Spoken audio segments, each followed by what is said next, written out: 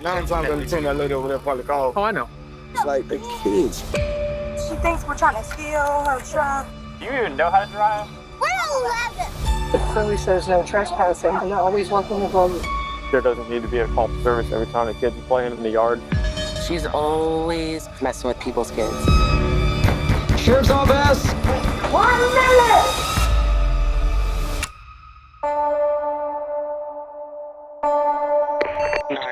What is the Adjika emergency? My neighbor has been screaming outside. She started banging on her door. Pounding on it. Let me in.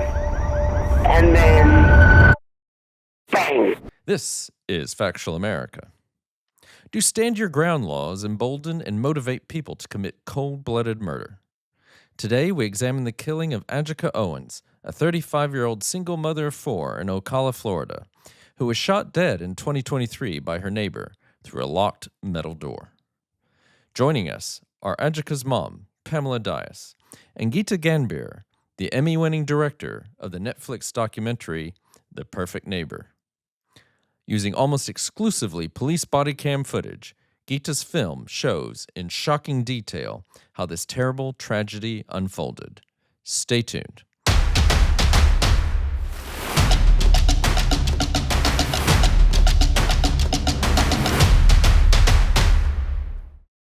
Pamela Dias and Geeta Gandbhir, welcome to Factual America. How are things with you, Pam? I'm doing well, thank you. Yeah, and Geeta? I'm doing well also. Thank you for having us. Well, yes, and I should welcome you here to the UK. If I had realized we could have done this as an in-person, but thank you again for coming on and making time for us. I really appreciate it. Just to remind our listeners and viewers, we're talking about The Perfect Neighbor. Executive producers Soledad O'Brien and Sam Pollard, who we've had on this podcast before. And it's streaming on Netflix from October 17th. So congratulations to you both, and great to have you on. And thanks, Pam, for sharing your story. I know that it must not be easy, but it is very much appreciated. So why don't you, I guess I don't know the best way to start off, but maybe Geeta, maybe you can tell us what The Perfect Neighbor is all about. Give us a synopsis.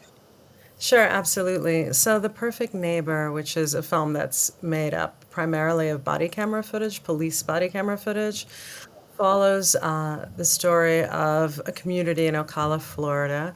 We came to this story through Pamela's daughter, Ajike Owens, and unfortunately Ajike was shot and murdered by her neighbor across the street, Susan Lorincz, and Susan shot her one evening through Susan's locked metal front door when Adjika came to ask about an incident with one of her kids. Susan had basically gotten into an altercation or created an altercation with one of Adjika's children, and then was subsequently killed by Susan. And it follows the lead up to this. There's essentially in Discovery, we realized there was 2 years worth of body camera footage that had recorded the incidents that preceded, and we made a movie from this with Pamela's blessing, because we wanted the world to see what had happened. Yeah, yes, exactly. And I've just so you're aware, I have had a chance to view it. So thank you again. It's a very gripping and quite profound film, and we do on this podcast. We tend to also a little bit later, maybe even focus a little bit more on the filmmaking. But I do want to ask Pam. I mean, the main character is obviously Adjika, or AJ, I think she's also referred to. But interestingly enough for a film, I mean, she's the main character, but she's off screen for most of it, right? And so I was thinking, Pam, what was Adjika like as a daughter, a mom, a friend? Ajika was an amazing mom. She was a single mom to 4 beautiful children. She was the team cheer mom. She was the football team mom. She put her daughter through dance and gymnastics. So she was very present in their lives. She showed up in every aspect of their lives. her life literally revolved, around being a mom. How she did it, how she did it, I'm amazed. And she did it single-handedly with grace. She was also very strong on building their faith. She was committed to building a strong faith, and she instilled in them traditional values such as being respectful towards their elders. She was very committed to education. She put them through private schools. And she was just loved by her community and friends. Often her friends were considered an extended family. She was just bright and very outgoing and loving young mother. She was only 35 when this happened. And she was a mom that had big, big dreams. She would often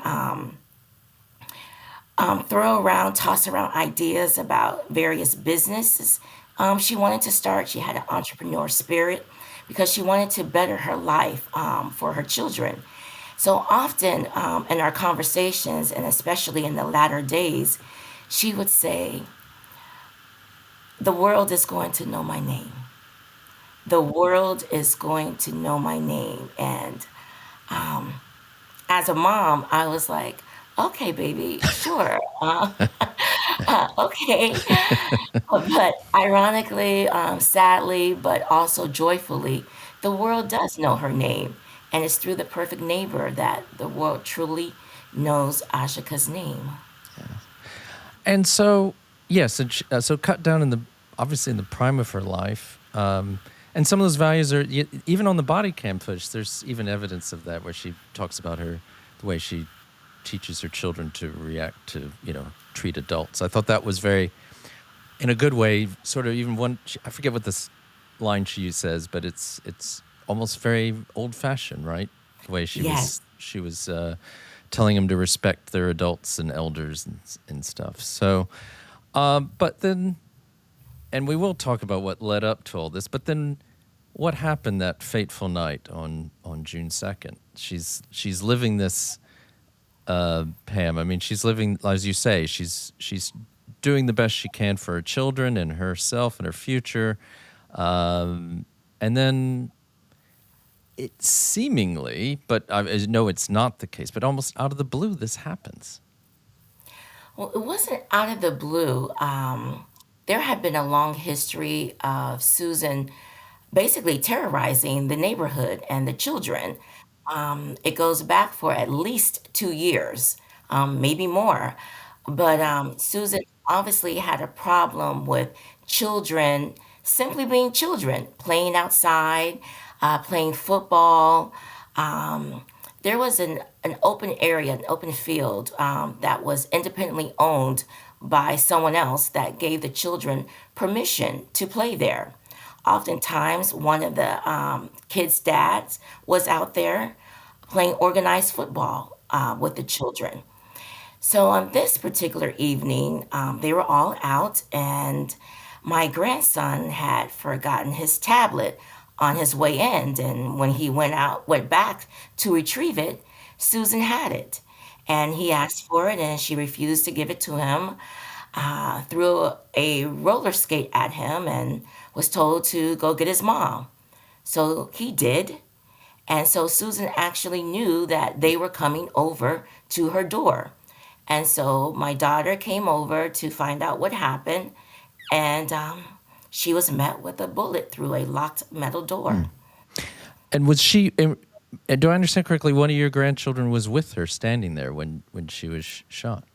Yes, he was in very close proximity, and my other grandson was across the street, so they both witnessed it. And my granddaughter was at a neighbor's house when the incident occurred. And so, Geeta, as Pamela says, there's this long-running history of run-ins with this neighbor. I mean, and it's more than just. So we all, I mean, at least I've been there. We all had the grouchy old person in the neighborhood who you kick the ball in their backyard and they wouldn't give it back to you and stuff like that. But it's more than this. There's as you document. So there's all these incidents on body cam. Were you aware that this, coming into this project, that this was out there?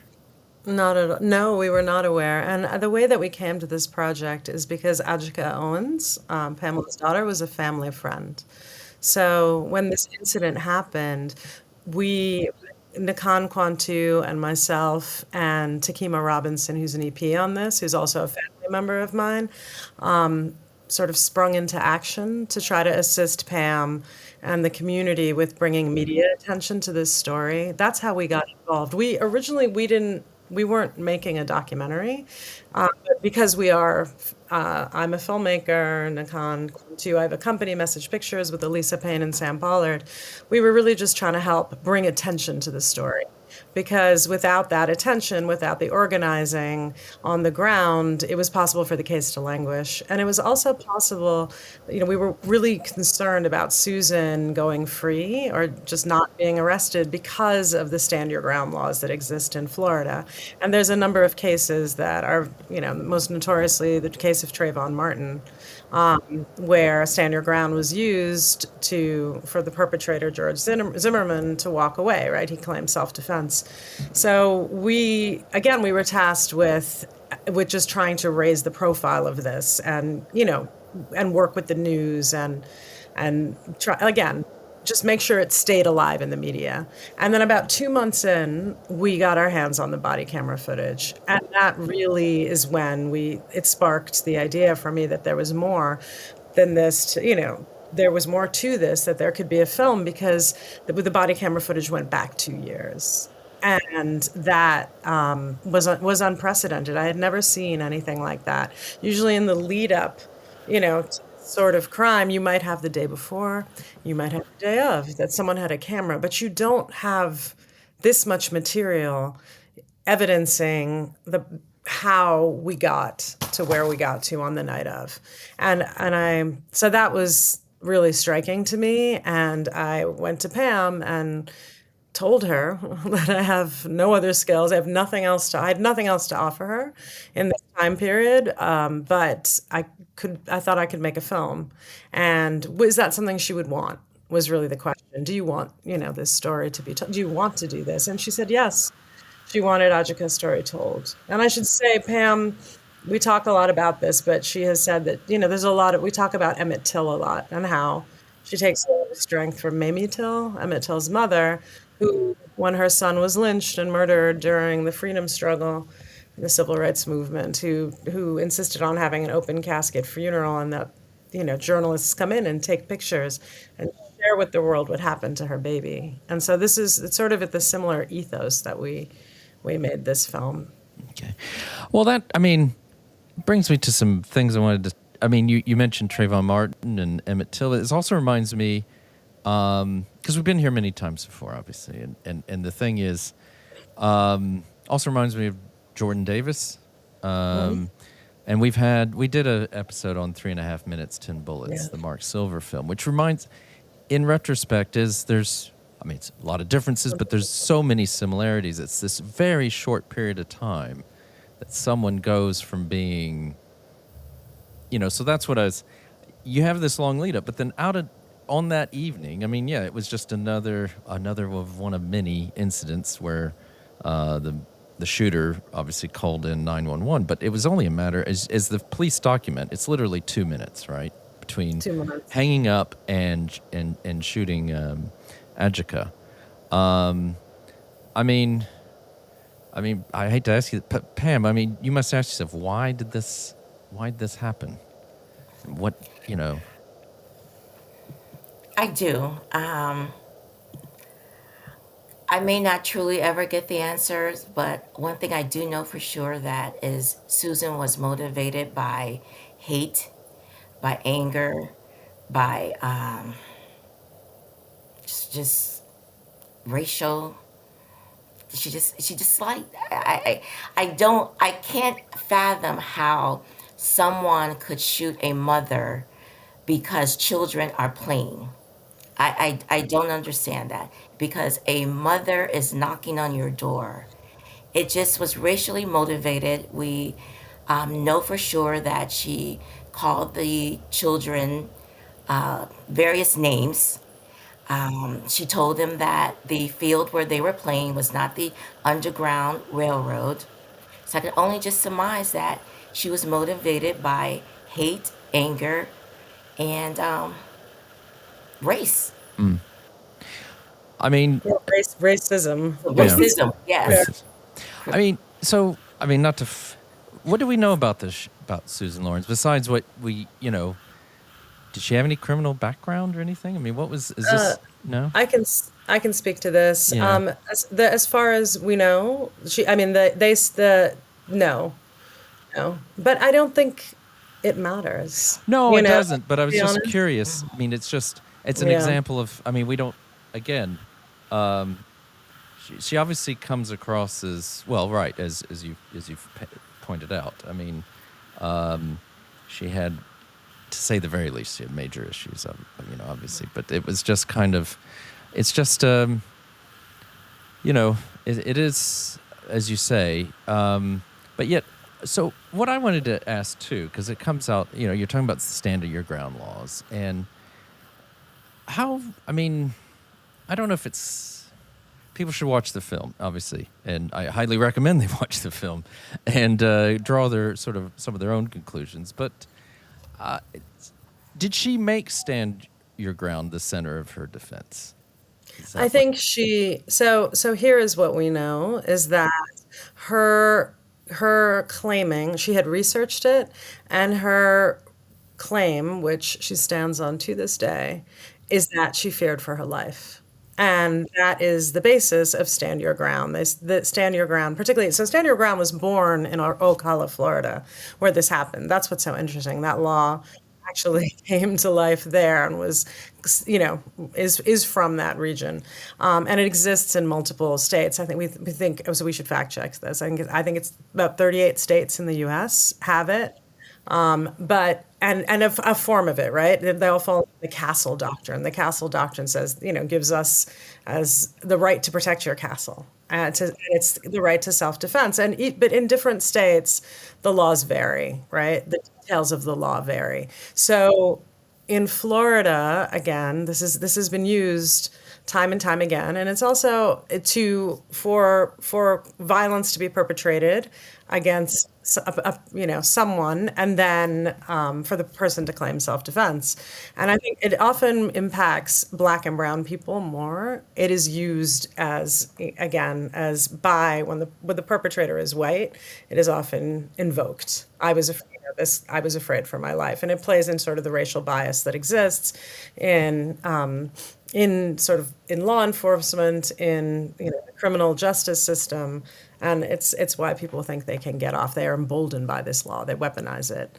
So with Susan, she researched it we know because when asked, she admitted to it with the detectives finally, and she kept repeating that concept that she was afraid for her life. She thought that Adjika had threatened to kill her. And even though not a single other person heard that happen, and none of the witnesses, who could hear the argument ever heard Adjika say, "I'm going to kill you."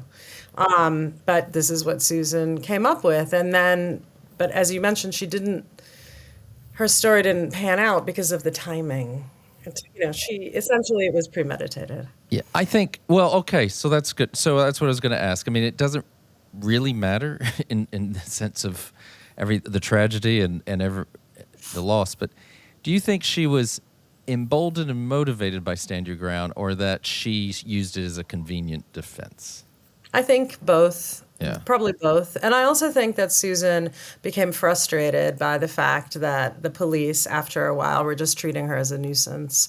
The police actually, again, we believe, as you see in the film details that the police came out many, many times, and eventually, and they were not, again, it was not, their behavior was not indicative of a lot of what we see they were not violent towards the community. They were not abusive, as we often see in body camera footage. but they were neglectful. They essentially did not see Susan as a threat. They saw her as a nuisance. And here were the children, as you see in the film, saying all the things that she did to them, that she threatened them, that she used racial hate speech against them. She even waved a gun at them. But she was, again, the police just told the community to ignore her, to not go over there. They did not advise the community of what steps they could take, nor did they warn Susan that she was abusing the sort of she was abusing the system by constantly calling 911 for very trivial matters. I think that Susan became frustrated with what I think she felt was a lack of response by the police, and probably decided to take matters into her own hands. She was able to purchase 2 guns. And again, we see in the film that Susan should have been someone. There are scenes where she shows that her behavior is erratic. She crashes her truck into a toe-pound fence, destroying somebody else's property. At that point, she should have been flagged. By the 3rd call, she should have been flagged as what they refer to in law enforcement as like a frequent caller or and that she should have been evaluated. Like if she keeps calling for nothing, she is the problem. But it wasn't seen that way. And you see this beautiful little community completely destroyed, that lives together in harmony, an interracial community, sort of the American dream. This community raising children together, with this safety net for each other, right? Taking care of each other. You see them, again, we have the father who says, I look after these kids as if they're my own. The mother who says, when the police ask her which child is hers, they're all mine, right?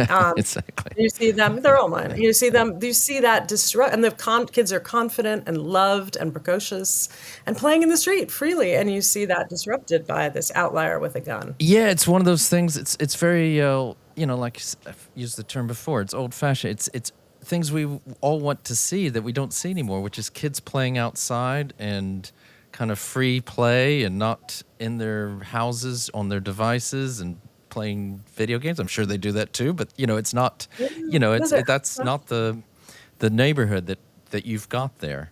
So you were talking about the reason you have so much footage is because this Susan Lorincz made multiple calls to 911. I think she had them on speed dial, must have.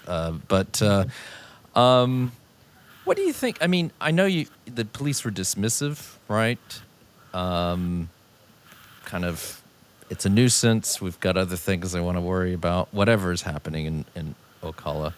But what do you think they could have done? So here's my thought. I don't think that the police are equipped. They are not trained to intervene in community disputes. That is not what they do. And oftentimes, I want to talk about why there's so much body camera footage too, a little bit, because oftentimes the police come into communities, particularly communities of color, as a violent force, and police body camera footage is sort of a institutional tool that's often used to criminalize us and to dehumanize us and to justify, police behavior. I think it was important to us to flip that on its head. We wanted to subvert that with the use of this body camera footage. I think the police in this, what you see repeatedly is them trying to negotiate this, trying to figure out if Susan really had a valid case. One of the, and luckily they showed up oftentimes in pairs, or there's multiples, and one diffuses the other. There's times where one of them will say, well, she needs to realize she lives with a bunch of kids and she's the only one who ever calls. And there was, another time we see sort of the evidence is that one cop is very harsh with her, a male cop, or is kind of rude to Adjika and says, well, if you could have the same issue, you are trespassing, your kids are trespassing. And the other police officer, who is a Black woman, is trying to diffuse the situation.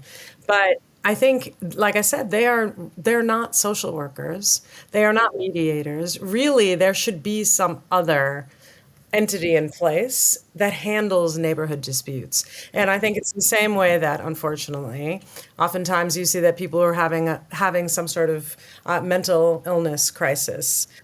Police are called out, and the person ends up dead somehow. There needs to be a different type of intervention for for issues that are not deemed crime.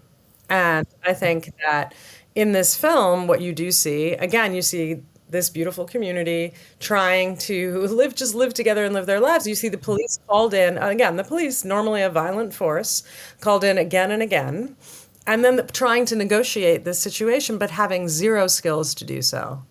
You know, not having the ability to, and not recognizing Susan for the threat she is.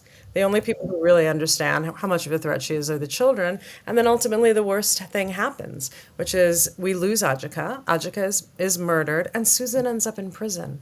So the system failed Susan too, right? Everyone was failed by this. And there is no just, I mean, ultimately, Susan being sentenced is maybe a deterrent to others who would try to use this law, would try to be emboldened by stand your ground, but that's it. There is no happy ending here. So I think this is the thing that is important to take away, is that the rules and the laws that allowed Susan to have a gun failed her. I mean, it destroyed that community, but failed her as well. She should never have had access. And Pamela, I mean, maybe you can tell us, I mean, what has this done to the community, that neighborhood and also the wider Ocala community? So it definitely has impacted the community in which Ajika lived.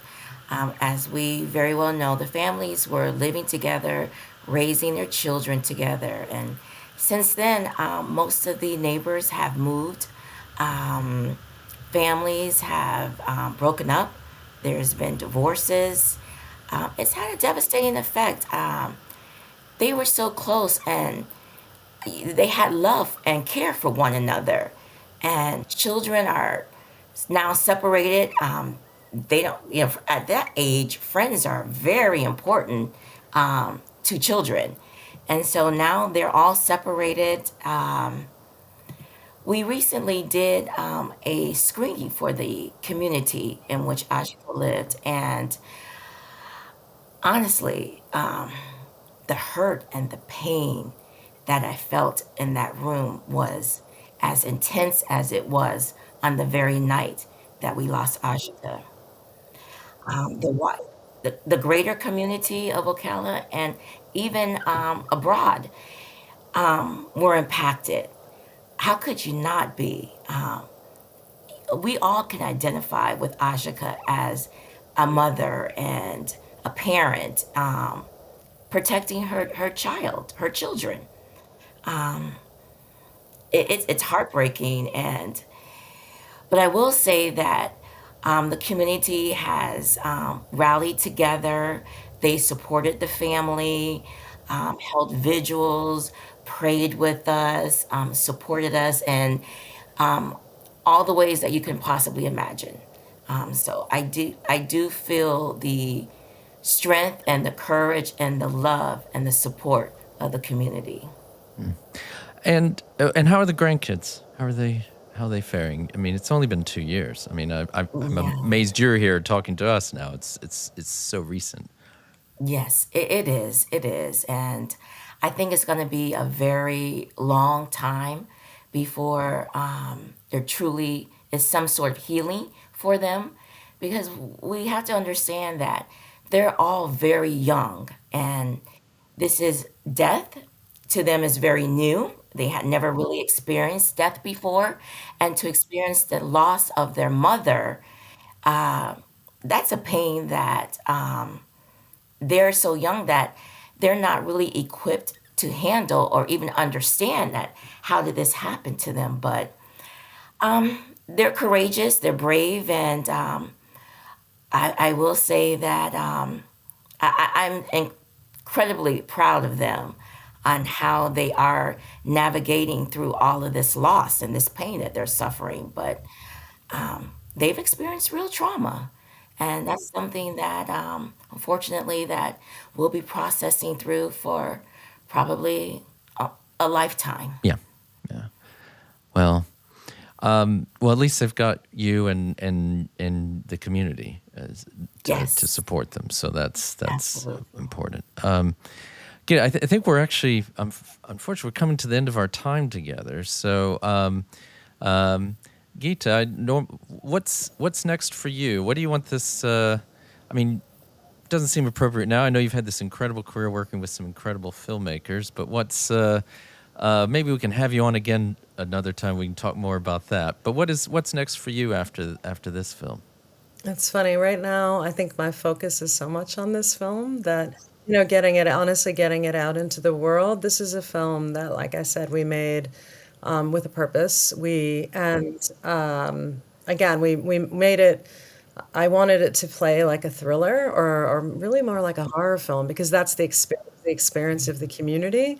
So I feel that right now, my focus is taking the time to really honor that, making sure that it goes out in the world and that sort of we accomplish what Ajika would have wanted. We do this in her spirit. As Pam said, she had a lot of big dreams, and we should never have had to make this film. It shouldn't exist. But the world needs to know her name. The world, we want people to remember her name. But as far as the film goes, I just want to say that I had an incredible editor. This film was really, and I come from a narrative background, so we were trying to make something that played like a narrative film, that had the pacing and the editing. The police body camera footage ultimately, I mean, without unintentionally functioned like multicam. So we really are hoping to immerse people in this world and to show them this beautiful little community and what can be lost, right? And we trust our audiences. We believe in them. We believe that they're smart. We wanted to make a film that shows and not tells. And we're really hoping that it resonates across the world because the only way to make change is to have a groundswell around this. And so that around this issue. And as you can see in the US, as you know, it's every day almost that there is some gun violence. And we are creating a generation, if not generations, of young people that are just traumatized. Like in school, you cannot be in a school, in a shopping mall, in a store, in a church. Nowhere is safe. We shouldn't have to live like this. We are raising a traumatized generation. So I think this to us is really important. And my hope is that the film has an impact and we can again change hearts and minds. Well, I mean, you don't need to hear it from me, but the the film is it's extremely well done. You're right to give kudos to your editor, and I know you've got a strong editing background yourself, so I'm sure that played a role as well. And I was going to say we have seen docs where there's been body cam footage, but I cannot remember one where it's almost, what is it, 90% of what we see, 95%? Yeah, about that much. We obviously used some material that we shot as well in between, but we really it was an actual directorial decision to just live and commit to the body camera footage, and it was a risk, and we were not sure that the audiences would buy it or that it would work, but we believe in that because again that. What's interesting is all this film shows you some of what seems like the worst that can happen in a community, right? Where you have this terrifying outlier who perpetrates great harm. It also shows you the best. It shows you the best. That neighborhood is the best of America. That small community taking care of each other. That is what we all dream of. So we want to make sure that that is noted too. Okay. Well, and Pamela, I want to give you the last word. So what do you want Adjika's legacy to be? And what do you and how's this film part of that? So my hope is that when viewers watch The Perfect Neighbor, that they don't walk away with just simply empathy. I hope that they will see this more than a tragedy and an opportunity to make real change in the world. With that, myself, alongside Geeta's family member, Takima Robinson, who has deep roots in philanthropy, we've started a fund. It's called the Standing in the Gap Fund. And it's really helping me with healing and my grief. The fund is intended to support families who have been impacted by racial violence. and it helps them financially with things that it's much needed when you're faced with a death in terms of legal, mental health, housing, childcare, all the memorialization, all of the financial burdens that come along when you are faced with a tragedy. Even security. We had to obtain security because we had death threats because of the magnitude and the circumstances of the case. But that's what I want my daughter's legacy to be more about a call to action rather than just empathy and grief and sadness. Okay. And what's the name of that organization again? It's called the Standing in the Gap Fund. Okay. All right. Well, both of you, thank you so much for coming on. It's really been very much appreciated making some time in your day. Busy, what I know is a busy schedule today, so really, really do appreciate it. So, again, big thanks to Pamela Dias, the mother of Ajika Owens, and Geeta Gandbhir, the award-winning director of the film about Adjika's murder in 2023. The Perfect Neighbor streams on Netflix from October 17th. Do check it out, and please like the episode and follow us wherever you listen to podcasts, or subscribe to our YouTube channel. Remember to ring the bell to be notified of future episodes. Thanks again, Pam and Geeta. It was great to have you on. Thank you so much for having us. Thanks for listening to Factual America. Please subscribe and like us and share us with friends and family. Find us on YouTube, social media, and factualamerica.com. This is Matthew Sherwood, signing off.